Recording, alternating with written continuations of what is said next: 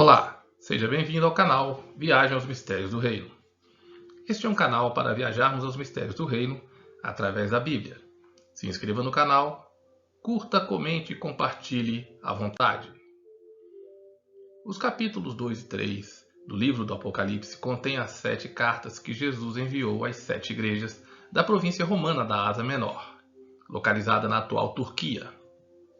Já estudamos o capítulo 2 no vídeo anterior. Neste vídeo, veremos o capítulo 3.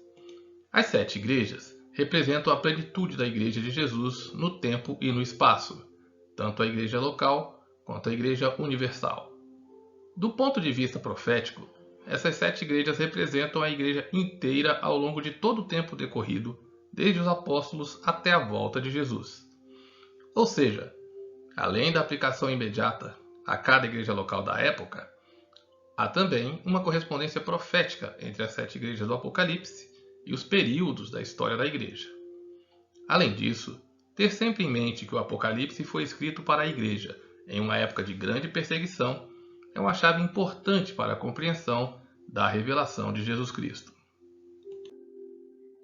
No capítulo 3 do livro do Apocalipse, temos as igrejas de Sardes, Filadélfia e Laodiceia. E no capítulo 2, vimos as igrejas de Éfeso, Esmirna, Pérgamo e Tiatira. É importante sabermos que o livro do Apocalipse foi escrito para a igreja em um tempo de grande perseguição, visando não só revelar o triunfo de Cristo e sua igreja na consumação dos séculos, mas também ensinar, consolar, confortar, animar e fortalecer a igreja, não só naquele momento, que era um dos seus períodos de maior perseguição, mas também em todos os tempos e todos os lugares. Quem tem ouvidos, ouça o que o Espírito diz às igrejas. A primeira igreja do capítulo 3 é a de Sardes. Ao anjo da igreja em Sardes escreve: Isto diz aquele que tem os 7 Espíritos de Deus e as 7 estrelas. Conheço as tuas obras. Tens nomes de que vives e estás morto. Sê vigilante e confirma o restante que estava para morrer, porque não tenho achado as tuas obras perfeitas diante do meu Deus. A cidade de Sardes era tida como impenetrável, porém foi tomada 2 vezes sem resistência por falta de vigilância. Chegou a ser uma cidade muito próspera, devido à produção de ouro, prata, pedras preciosas, lã, tecido e outras coisas mais. Tinha sido a capital da Lídia e mais tarde tornou-se um importante centro administrativo dos persas, além de ser também uma importante rota comercial. Em 546, a cidade foi derrotada pelos persas sob Ciro o Grande. Soldados persas observaram um soldado de Sardes descer os rochedos e depois subiram pelo mesmo caminho para tomar a cidade de surpresa durante a noite. Assim, a cidade inexpugnável caiu quando o inimigo chegou como um ladrão na noite. Profeticamente, Sardes corresponde à igreja do período da Reforma. Uma renovação, um novo começo. A igreja chega ao final da Idade Média com o nome de que vivia e estava morta. Como visto no vídeo anterior, estabelecemos uma correspondência com a abertura dos 7 selos. Neste caso, a igreja de Sardes é a igreja do 5º selo. As almas dos santos mortos durante a história da igreja, desde o seu início até aquele momento, estão clamando sob o altar e são informadas que devem aguardar um pouco mais, porque ainda há uma quantidade de seus irmãos que sofrerão martírio também.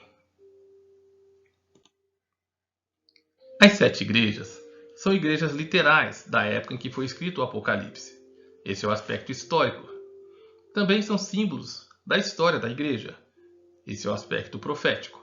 Além disso, tem características que existirão em todas as épocas da igreja. Esse é o aspecto simbólico e espiritual.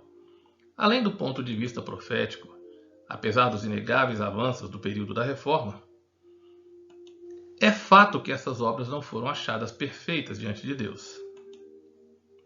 Não foi só do lado católico. Houve muito ódio, preconceito e intolerância do lado protestante também. Além da pesada mão ditatorial na direção das igrejas, elas seguiram sendo igrejas casadas com seus respectivos estados.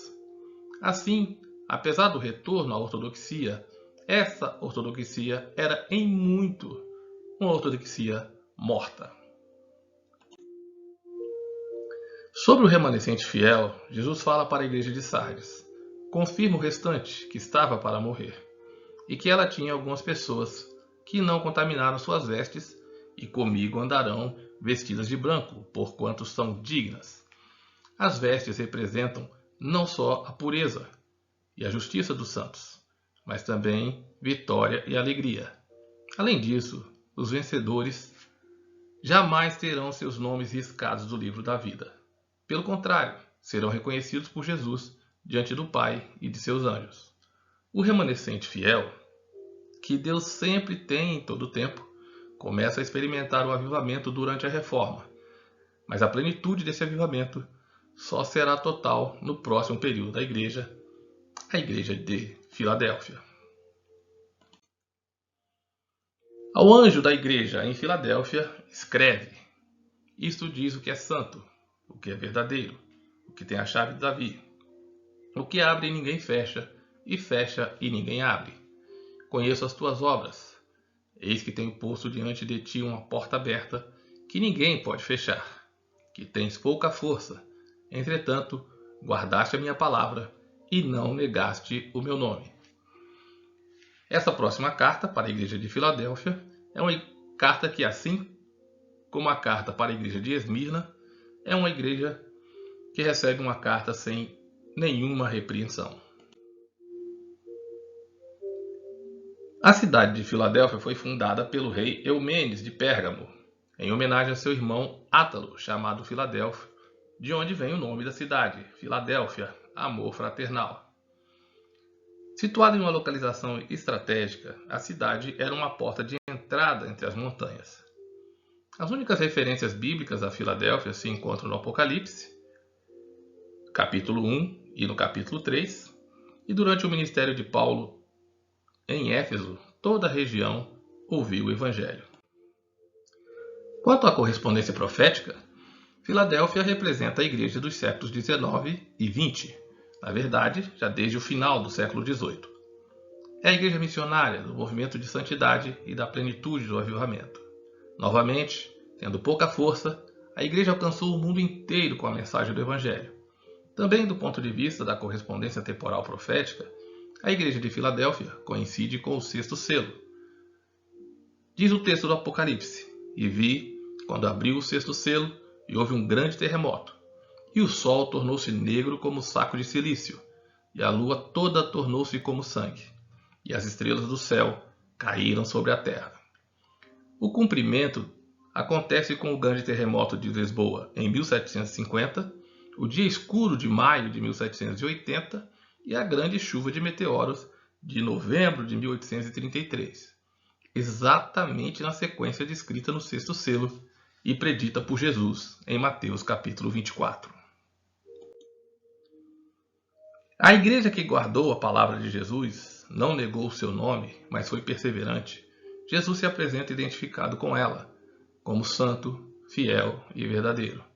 A igreja que não recebeu nenhuma repreensão tinha pouca força humana e terrena, mas o seu Senhor é aquele que tem poder e autoridade absolutos nos céus e na terra, e foi ele quem pôs diante dela uma porta aberta.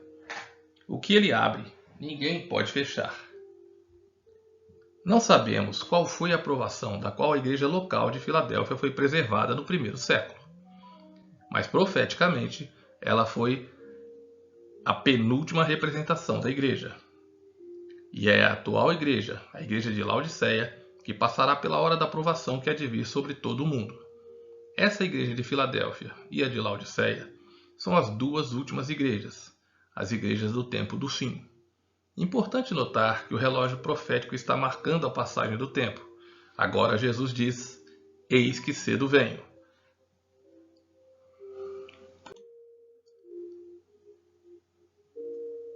Por fim, temos a última das 7 igrejas. Ao anjo da igreja em Laodiceia escreve: isto diz o Amém, a testemunha fiel e verdadeira, o princípio da criação de Deus. Conheço as tuas obras, que nem és frio nem quente. Quem dera fosses frio ou quente. Assim, porque és morno, e não és quente nem frio, vomitar-te-ei da minha boca. Porquanto dizes, rico sou, estou enriquecido, de nada tenho falta, e não sabes que és um coitado, e miserável, e pobre, e cego, e nu. Aconselho-te que de mim compres ouro refinado no fogo, para que te enriqueças, e vestes brancas, para que te vistas, e não seja manifestada a vergonha da tua nudez, e colírio, a fim de ungires os teus olhos, para que vejas. Eu repreendo e castigo a todos quantos amo. Sê, pois, zeloso e arrepende-te. Laodiceia estava situada no cruzamento das estradas principais da Ásia Menor. Foi conhecida como um centro financeiro, produzia lã preta e um tipo de colírio muito famoso. A água da cidade vinha de fontes termais via aquedutos. Ao chegar a Laodiceia, a água estava morna e ao engolir a água, muitos vomitavam. A igreja em Laodiceia é citada no Apocalipse e na carta aos Colossenses. A cidade sofrera um grande terremoto por volta do ano 60 a 61 da era cristã e foi reconstruída sem a ajuda do Império. Quanto à correspondência profética, Laodiceia é a última igreja, a igreja atual. Embora herdeira e continuadora da obra missionária de Filadélfia, ela é orgulhosa de sua própria força e capacidade, riqueza, prosperidade e autossuficiência. Também do ponto de vista da correspondência temporal profética, a igreja de Laodiceia coincide com o sétimo selo, ou seja, é a igreja da volta de Jesus. Eis que estou à porta e bato. Se alguém ouvir a minha voz e abrir a porta, entrarei em sua casa, e com ele cearei, e ele comigo. Essa igreja não recebe elogio, mas recebendo um conselho glorioso, é a igreja da qual Jesus está à porta e bate, e cujo remanescente fiel, o que vencer, vai embora assentar-se com ele no seu trono. Na carta à igreja de Laodiceia, Jesus não citou nenhuma doutrina errada, nenhum pecado, nenhuma imoralidade. Ele não condenou a igreja por idolatria. Esta igreja foi repreendida por seu orgulho, autossuficiência e cegueira espiritual. O verso 19 é impressionante. Eu repreendo e castigo a todos quantos amo. Sê, pois, zeloso e arrepende-te. Jesus ama a igreja de Laodiceia, como ama toda a sua igreja, e é por isso que ele a repreende. Além da correspondência profética, as 7 igrejas existiram juntas, simultaneamente naquele tempo, naquele local, e sempre foi assim em todos os tempos. Igrejas locais diversas com características diferentes, no meio das quais Jesus está, conhecendo as suas obras e sustentando-as pela palavra do seu poder. Assim, ainda que do ponto de vista da correspondência temporal profética, a Igreja Universal atual seja a de Laodiceia, a igreja local de cada um de nós pode ser diferente, conforme as outras igrejas. O importante é sempre ouvir o conselho que o Senhor Jesus dá às igrejas e ser um instrumento para que a vontade dele se cumpra através de você, na sua vida e na sua igreja. O capítulo 3 termina com o refrão que consta de todas as 7 cartas, nos lembrando a necessidade de dar ouvidos à mensagem do próprio Senhor Jesus. Quem tem ouvidos, ouça o que o Espírito diz às igrejas. Obrigado por assistir o vídeo. Não se esqueça de se inscrever no canal. Comente, curta e compartilhe à vontade. E até o próximo vídeo, se Deus quiser.